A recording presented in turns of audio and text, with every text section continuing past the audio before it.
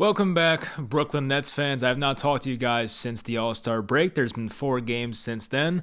We'll touch on those real quick, but mainly we'll talk about what just happened in this game at the Raptors, March 1st. 1-point loss. It was a very tough one. We'll talk about Kevin Durant coming back, the standings, when are other guys going to come back like Ben Simmons and Joe Harris, and the Kyrie Irving situation, all that stuff. Anyway, hope you guys enjoyed the video. Leave a like, of course, and let's get into it. So just to refresh, catch up from the last time we talked, we had the game out of the break against the Celtics at home. I was at that game. It was miserable. I could tell it was over in the second quarter. We lost by a ton. Then there was Saturday night against the Bucks. It was at the Bucks. Kyrie was eligible to play, but the Bucks, of course, were still favorites to win. And Milwaukee had like a 6, 7, 8-point lead midway through the fourth quarter. The Nets had an awesome comeback in the fourth. Bruce Brown was making his threes, and they had this. The last 10 seconds took probably 25 minutes in real time, but the Nets kept fouling, going back and forth. Kyrie made a lot of clutch free throws. It was one of the best wins of the season, maybe the best win of the season. And then they go into a home-and-home with the Toronto Raptors, the team they happen to be trailing right in the standings by, I believe it was a game at the time. So they could have taken the lead over the Raptors if they hypothetically won both these games. Unfortunately, now they lost both. So the first game was Monday night, yesterday, from when I'm doing this, and the Nets got absolutely slaughtered in that game, 133-97. It might have been the most miserable Nets game of the season, honestly. There's been a few, of course, but the Nets, when they have these home games, when there's no stars playing, is the worst experience you can have. It was just Seth Curry, and Drummond looked like he tore his ACL in the first quarter. Thank God he was fine, but they just did not have the firepower. The way I compared it was the Nets looked like a scared middle school team versus a very good AAU team. It's kind of what it looked like because the Raptors are so physical. They have guys that are 6'7", 6'8", 6'9", and just play very good, highly physical defense. And the Nets had no idea what they were doing. It seemed like on offense, Steve Nash was ruled out 15 minutes before the game with the COVID stuff. So that was a tough hit, of course, but still, losing your head coach should not mean you just basically lay down and take the loss. It was a very rough showing there. They were able to kind of rebound tonight. They just didn't get the win, and that's pretty much what it comes down to is wins and losses. So tonight they played the Raptors on the road. I think it was the first time they had fans back in the building since December. Brooklyn Nets luck right there. Of course, the first game back is against us, March 1st. But this was a game where the Nets played pretty well in the first half, I must say. I was impressed for the most part, and even James Johnson hit a couple threes in the first half, and things were looking pretty good. They were winning the rebounding total at the end of the first half, and it was okay, we're looking fine here. There's some offensive flow. We're playing good defense, rebounding. This is going to be a competitive game. And there was a point in the third quarter where the Nets had a really nice run. They were up by 8 points after 3, and it was looking like they might actually pull away at some point. And they had this really great run at the end of the third quarter with Nick Claxton on the floor. I think it was Bruce Brown was there. I think James Johnson was there. It was a bigger lineup. It might have been Aldridge too. So they had a bigger lineup out there to end the third quarter. And the Nets went on this big run. I think Dragic was out there too. For some reason, Dragic did not play the fourth quarter. I don't know if there's this minutes restriction thing or he's ramping up, as they love to say, all that crap. But did not see him much in the fourth quarter. Wish we did. And then the fourth quarter comes along. I think the score was stuck on 86-80 or something. The Nets were up by 6. And nobody scored the first 2 or 3 minutes. It might have been longer, honestly. It felt like nobody scored for 5 or 6 minutes. But anyway, so Jacque Vaughn, who is the head coach right now while Steve Nash is out, he stuck with the same lineup for half the quarter, and it was a bigger lineup. It was a Nick Claxton, LaMarcus Aldridge, James Johnson, Bruce Brown type lineup. It was a weird lineup, and he kept that lineup out there. I don't think Aldridge was in, actually. I think Aldridge might have been on the bench. I forget who the other guy was. It might have been James Johnson, Bruce Brown, maybe Patty Mills, then Blake Griffin and Claxton. It was a weird lineup like that. But anyway, he stuck with that for half the fourth quarter. And they literally were not scoring. Now it helped because Toronto was not shooting the ball well either at that point. But I don't know why Jacque Vaughn stuck with that for so long. It was definitely not working offensively, but for some reason he wanted to stick with it, and I think he stuck with it too long. And by the time he made his adjustments and put an actual good lineup out there, the Raptors already had all the momentum in the game. And there's a lot that happened in the final 3-4 minutes. There were 2 defensive 3-second calls on LaMarcus Aldridge. I think it was back-to-back possessions. And those were killers. The first one, it was okay, probably the right call. The second one was so ticky-tack. It was honestly bull crap because it looked like he got his right foot out the paint, but I don't know. They called it anyway. I think it was Tony Brothers. Not many NBA fan bases love that referee, but still.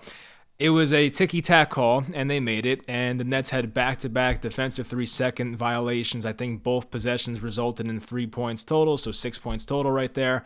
And that really was the changing point in the game, honestly. I mean, Seth Curry hit a big three with like 30 seconds to go to tie the game, but it was just a very tough loss. I mean, that's pretty much all it can come down to. And it's just, as a Nets fan, it's frustrating because, this team should be so much better than they actually are.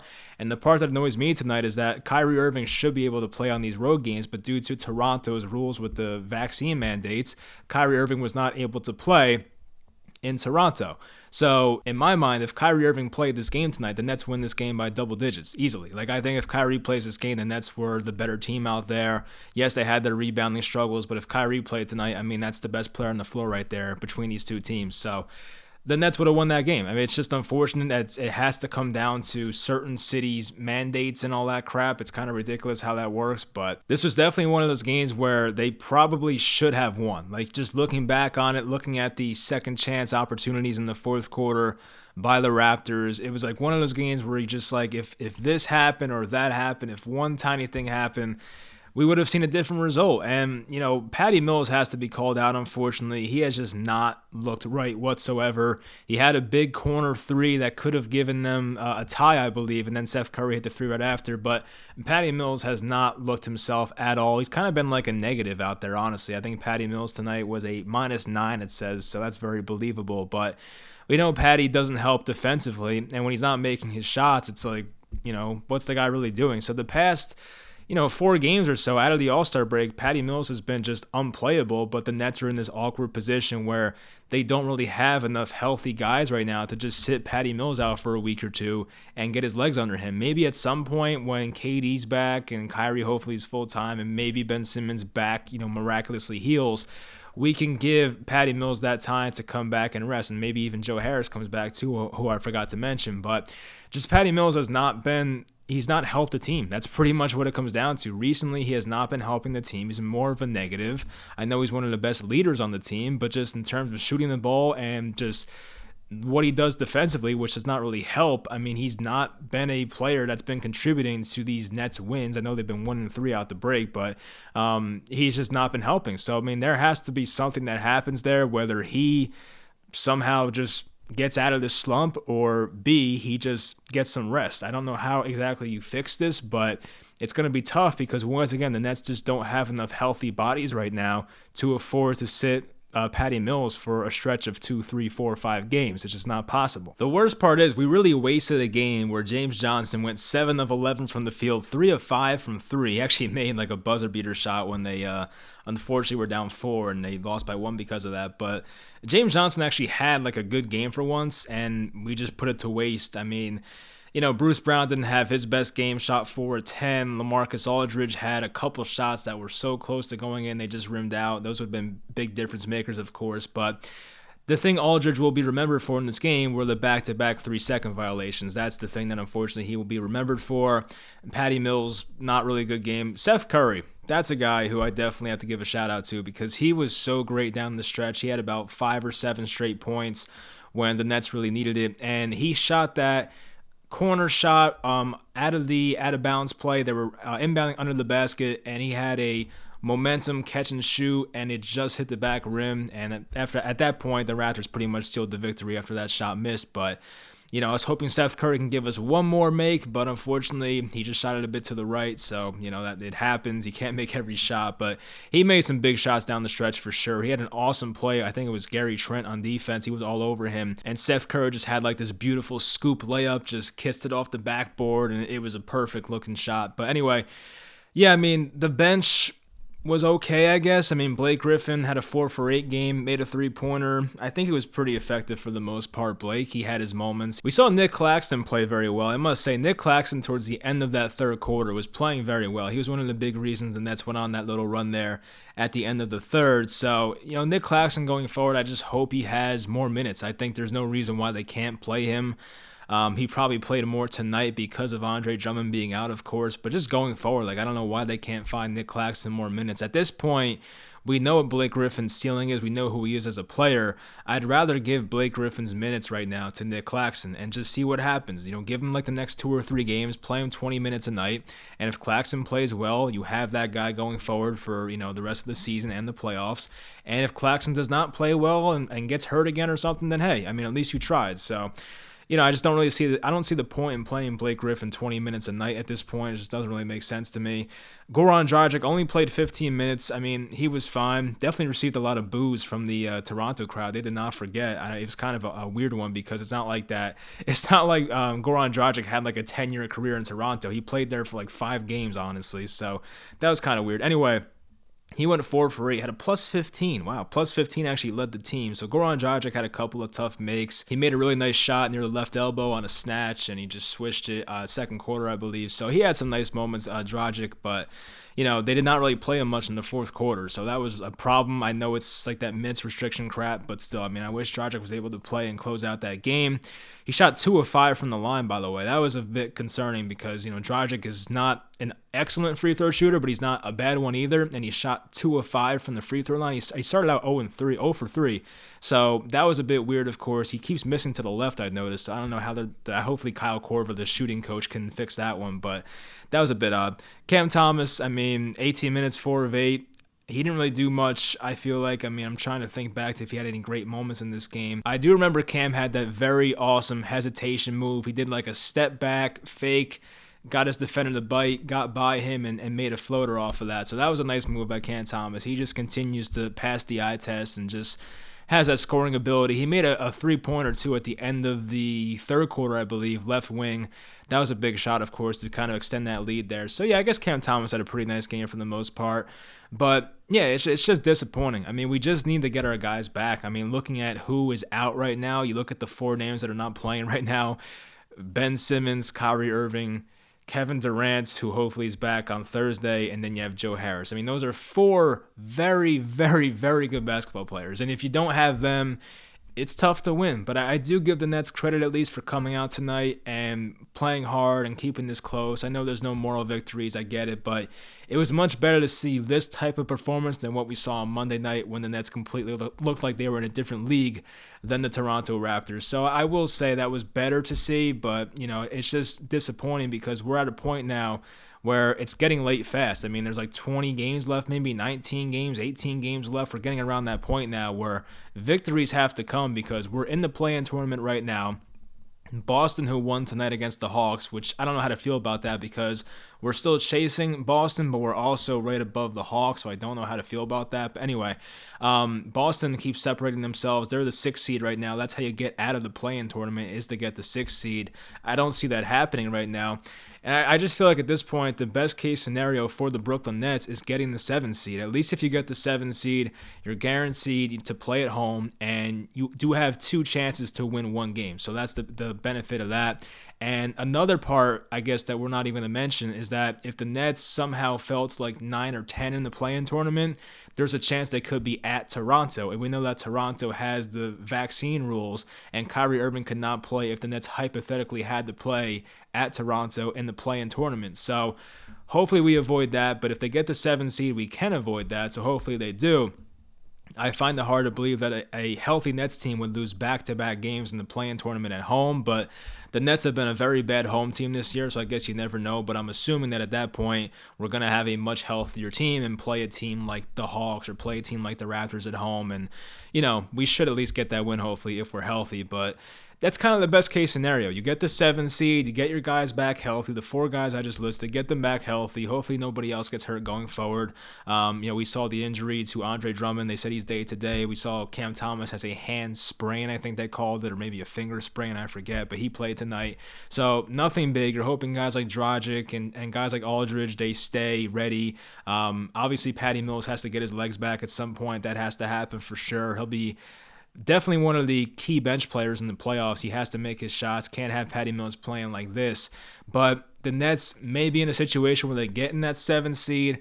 They win their first game in the play-in tournament. They lock up the 7 seed. Then they play either Chicago, Miami, Philadelphia. That'd be a great series. But one of those teams. And, they just hopefully can beat them in a 7-game series. Now, if the Nets were the road team, obviously the first 2 games would be away. I think I like the Nets' chances to beat any of those teams. I do. But at this point, I just don't know if everyone's going to be healthy. I have no idea. Like, how can I sit here and confidently say that we're going to have Kyrie, KD, Simmons, and Joe Harris in a month from now? I have no idea. So that's the problem. I do think the Nets, when healthy, can beat all those teams in a 7-game series. I just don't know what's going to happen with the health and availability with those guys going forward. And I wanted to talk about the Kyrie Irving situation. So I think we pretty much know what's going on here, but so they're going to lift the vaccine mandates in New York, which is good news, of course, COVID going down and all that. I believe March 7th is the date when they're lifting that. And I guess at that point, you won't be required to show proof of vaccination when entering public places in New York. And we're all thinking as Nets fans, like, oh my God, that means Kyrie Irving is back and he's ready to play. But for some reason, based on the rules, Kyrie Irving can't play at the Barclays Center despite the mandate being lifted. It's something to do with performers and, artist performers, which Kyrie Irving is considered a performer at this point, entertainer. He cannot play at the Barclays Center still once this mandate's taken away. And it makes no sense because you're talking about a situation where Kyrie Irving would be able to sit on the Nets bench and watch the game at Barclays Center, but he can't play in the game. So I just don't understand the logic. Nobody does really. I'm not going to get worked up about the situation because I do ultimately believe that it will get resolved over time. Hopefully before the playoffs, obviously. That's the main thing, and hopefully as soon as possible. But there's just such flawed logic with that entire thing. How can a guy sit the bench but not play in the game? Like, what's the difference? If it really is about safety, you wouldn't have him in the building in the first place. And I could even make the argument that Kyrie Irving is the safest guy to have in that building because if you're unvaccinated, players get checked for COVID, get tested, I should say, before every game. Vaccinated players do not get tested before games. Kyrie Irving does. So at that point, if you are vaccinated, you may have COVID and just walk around and spread it to the whole locker room. At least Kyrie Irving gets tested before the games. So you can make the argument that the unvaccinated player is the one who's more safe about it than the rest of these guys, which is just, it makes no sense to me. It's a frustrating thing, and I do hope that it gets resolved. We saw Adam Silver kind of have, he had Kyrie Irving's back in a way and kind of said it makes no sense. And Eric Adams is always saying one thing one day and one thing the other, the next day, Eric Adams being the mayor of New York. So it's just frustrating and confusing, and I do think ultimately we will, get this figured out at some point, but it's so stupid. Like, how can you make that a rule where a guy can sit on the bench, but he can't play in a game in the same arena? There's no logic behind it. So I'm hoping that he's back at some point. I'm actually going to a game on the, I think, 18th against Portland. So I hope he's back by then. That'd be great to see him in person again. So I hope at some point, hopefully it's as soon as possible. But yeah, we won't be able to see Kyrie and KD play till at least Sunday when the Nets are at the Boston Celtics. So that's a wait and see. But Kevin Durant is either back Thursday, which is a home game against the Heat, or he's back for that Sunday game at the Boston Celtics. 2 very important games. So hopefully Kevin Durant is back by Thursday. I don't know if there will be a minute restriction. We'll find out, of course, but I don't know. When Kevin Durant first got hurt, the Nets were still the first seed. I think they were 29-17. They were in a good spot, still had James Harden healthy, and I was like, all right, well, they'll probably at least be a 500 team. I had no idea they would go on to be 3-14 the next 17 games, whatever it's been. But anyway, I figured the Nets can at least tread water and be okay. And I was hoping that when Kevin Durant came back, they can just ease him in, play him 15 minutes the first night, 20 minutes the next night, 25, and so forth. But now, based on the situation the Nets are in, where they find themselves in the 7 seed, whatever, 8 seed, 7 seed, I think it's the 8 seed now, they're in a situation where they need wins, and they need wins fast, because the regular season is coming to an end pretty quickly here. They're now in the 8 seed at 32-31. Game and a half above the Hawks, who are the 9 seed, and they are now 3 back of the Toronto Raptors, who are the 7 seed. So we're in a situation now where we need wins and we need them fast. And Kevin Durant coming back slowly is not really what this team can afford to have right now. I mean, if it does happen, I guess it is what it is. I'm not a doctor. I have no idea. I don't know if like once your MCL is healed, it's healed. I have no idea. Anyway, I just hope we get Kevin Durant at full capacity as soon as possible. Same thing for Kyrie Irving. The Ben Simmons situation is confusing because it really seemed like he was getting close to making that Nets debut. I was hoping that maybe out of the All-Star break he can make a debut in that Celtics game. That never happened. Apparently he has a back issue. I think Steve Nash said it wasn't a big deal, but now people are making a big deal about it. Like, I just don't know at this point. It's so frustrating, and the Nets are not big on communicating when it comes to their injuries. Even Joe Harris, there's been no update. Every time they ask about Joe Harris, there has been no update. So it's like the guys we really want to know about, the best and most important guys on the team, we just don't have information about. And, sitting here on March 1st, it's very frustrating right now to be a Nets fan and not know what's going to happen going forward because you don't know the availability of your own players and the vaccine mandates and all that stuff. So it's a frustrating time. And I guess, I think it's right to be nervous right now as a Nets fan because they're in the 8th seed. Like, you don't want to be in a point where you are the 9 or 10 seed and one loss and you're out. Like, you don't want to have that be the case. So I'm still hoping for the 7 seed. I think catching Boston is pretty far-fetched at this point. Maybe it could happen, but I'm not expecting that. I still think we could catch Toronto. I believe the Nets split the season series 2-2 with them so far, so we won the first 2, but of course lost the last 2 here, the last 2 games. So, I do think there's a world where we can catch the Raptors, but it's going to take a lot of wins, of course. I'm trying to think. There's like 18 games left. You got to win at least like 12 of them, you know what I mean? So the Nets cannot afford to drop many more games here. There are some more tough games on the schedule. Last video, I talked about how easy the last 8 games were, so that's definitely going to help. I hope the Nets can finish the season out 6-2, 7-1, get themselves back in that 7th seed, maybe get in the 6th seed. That would be fantastic, but I'm not expecting that right now, so I guess on the bright side, if the Kyrie Irving playing at home situation is not, sorted out, they will at least, if they get past the play-in tournament, they will get Kyrie Irving the first 2 games of the playoff series because they will be on the road. Hypothetically, if they were to get the 6th seed and they were in the Celtics position right now, they would be playing the Milwaukee Bucks on the road. So they would have Kyrie the first 2 games. They would have Kyrie in Game 5 and Kyrie in Game 7 if necessary. So there is some bright side to playing on the road in a 7-game series because of the whole Kyrie situation, but of course you do want to be the home team. So I don't know. It's just a frustrating situation, and there's really not much you can say at this point because, once again, the Nets are not big on communication when it comes to their injured players. Now, going forward, we'll look at the schedule real quick here. Home game versus the Heat Thursday, on the road Celtics on Sunday, on the road Hornets Tuesday, on the road Sixers March 10th. So those are the next 4 games coming up here. The Hornets, of course, are the easiest team there. It's a road game. Kyrie could play. Kevin Durant should be back, of course. I have no idea about Ben Simmons, but they should win that game at the Hornets. I mean, the Heat game, hopefully Kevin Durant's back, but that's still going to be a tough ask because Kevin Durant's the only star playing in that game. The Celtics game Sunday, that's a big one, I feel like, because you're going to have, hopefully, KD and Kyrie back in that game. We get to see them both play together for the first time in a while. So that will be fun to watch, and hopefully they can win that game. It should be a toss-up, I feel like, if both guys can play. And then that Sixers game, March 10th, I mean, I don't know what to expect in that game. It's hard to know who the Sixers are right now. Of course, James Harden looks great his first 2 games, but they did play the T-Wolves and they played the Knicks in those first 2 games, so I don't know how you want to feel about that. But anyway, the Sixers have looked great so far, but we'll find out what they are in a week from now. So after that, though, the schedule kind of lightens up a bit, so that's the good news. But these next 4 games here are a bit tough. I mean, 1-3 is not out of the question for sure. If they can split and go 2-2, I'd probably be content with that at this point, but anything better would be great. But yeah, I mean, it's just not an easy part of the schedule right now, that's for sure. And Kevin Durant still being hurt is terrible, but he should be back soon, so we'll find out what happens. But the big part is Ben Simmons and Joe Harris. How long until those guys come back, if they even come back at this point? But that is the big question right now. So anyway, that'll do it for the video. Tough loss tonight. I was hoping we could split with the Raptors at least, but that did not happen. 1-3 since the All-Star break. It ain't looking good right now, but hopefully as Kevin Durant and more healthy bodies and Eric Adams steps in and lets Kyrie play at home, more positives will start to happen for the Brooklyn Nets. So anyway, hopefully you guys enjoyed the video, and I will talk to you guys next time.